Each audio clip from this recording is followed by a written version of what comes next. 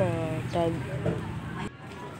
Another tipid tips naman tayo mga ate. Ngayon ay nagluluto ako ngayon ng sinisang tahong. Wala pa itong 100 pesos ang budget ko nang binili ko ito.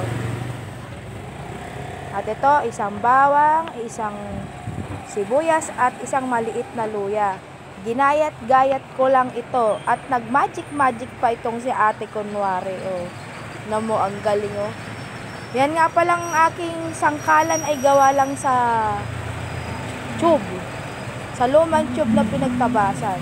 At ay nagpainit na ako ng mantika at nilagay ko na ang bawang, sibuyas at yung luya. Ginisa-gisa ko lang. Hindi naman po kasi ako mahilig dun sa mga pagkain na masyadong maraming sabaw. Gusto ko lang yung light.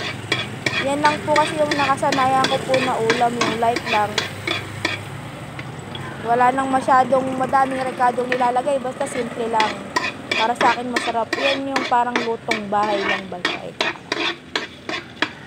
Dahil sa dami pa natin ng kailangan bilhin, napakahirap pag mag-arbon ng ulam. Pag bibili ka ng mag-arbong ulam, siguro makaka 500 ka na. Isang ulam lang. Pero ito alagang wala pang 100 yan. Meron ka ng ulam. Kasi ang dami mong kailangan bilhin. Bayad ko pa kurente, tubig. Kung ano-ano, Shopee. Lalo na ngayon may Shopee. Kasama na yun sa ano natin. Kasama na yun sa budget natin araw-araw. Kailangan palagi kami matirang pera para merong pambayad kay Lazada at Shopee. At kay TikTok, syempre. Lagi tayong mo-order dyan. Kaya lagi yung ulam natin masarap na matipid lang. Yan. At ginisa-gisa ko na yan. Gisa-gisa. Napakahaba ng paggigisa na yan. Talagang yung kaprasong pampalasa na yung tagal kong ginigisa. Oh. Ayan. Kayo ba guys? Paano ba kayo magluto ng ganyan? Masarap yung luto na ganyan pag yung special, yung merong alimango, mais, hipon. Minsan magluluto tayo guys ng pag nakaluwag-luwag tayo. Pag nakaluwag-luwag tayo, yun yung maatikabong seafood. Pero ayan is budget lang. Budgetan ba? Lalo na kung may padating kang parcel. Dapat tipid-tipid para hindi mo laging kinakancel yan. Kawawa naman si kuya. Lalo't magagamit naman natin sa pang-araw-araw yung in-order natin. Kasi ako mahilig na akong bumili. Tapos binibenta ko rin siya. Pinapatakon mo lang siya ng konti. Minsan kahit wala ng patong. Kasi minsan nahihinayang din ako gamitin yung mga nahihinayang din ako gamitin yung mga binibili ko. Sobrang ganda, binibenta ko na lang.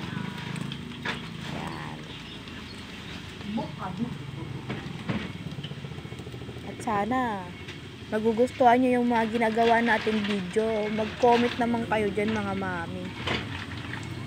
Marami pa tayong gagawing mga video, kagaya ng cooking, pagluluto ng mga tinapay na affordable.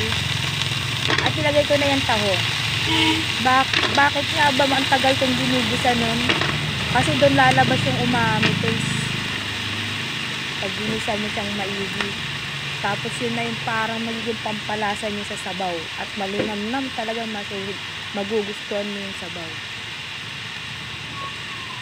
Ayan. Kulo. Kulo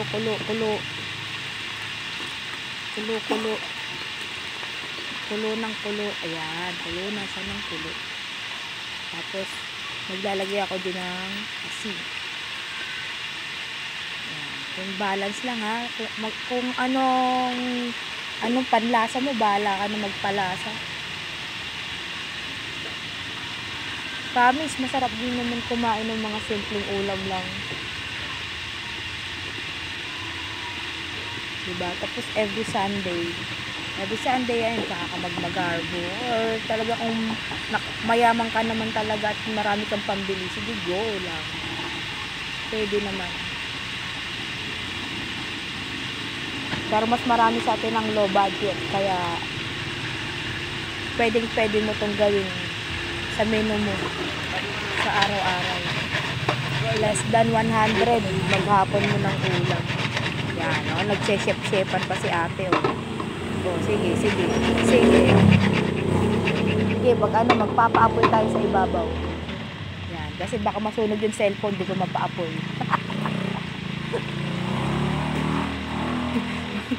Baka pag-apoy, sunog yung cellphone. Wala na tayong pang-video. Yan, ito na yan. Pwede rin po natin yan lagyan ng dahon ng sili. Dahon ng sili, dahon ng malunggay. Pandagdag po ng pampasustansya. Pero hindi ko po kasi nalagyan, di ako nakabili. Dahon ng sibuyas, pwede din. Yan. Nilagay ko na yung 2 basong tubig. 2 basong tubig nilagay ko dyan. Alam nyo yung kahit konti nga lang yan, natitira pa rin namin yan. Yan. At luto na ang ating ginisang tahong ni Carla. Dan tahong, tatahong ng tahong ni Carla. Boom si tahong, tumatahong-tahong, tatahong-tahong ang tahong ni Carla. Yan. Halo. Luto na yan. Huwag lang natin masyado yung pakuluan kasi yung mga ganyan na mga seafood, pag sobrang kulo yan, lumiliit siya. Kaya basta hinay-hinay lang po yung pagluluto. Basta naluto na rin siyang mabuti, wag lang yung overcook. At tinakpan ko na. At luto na ang ating ginisang tahong. See you.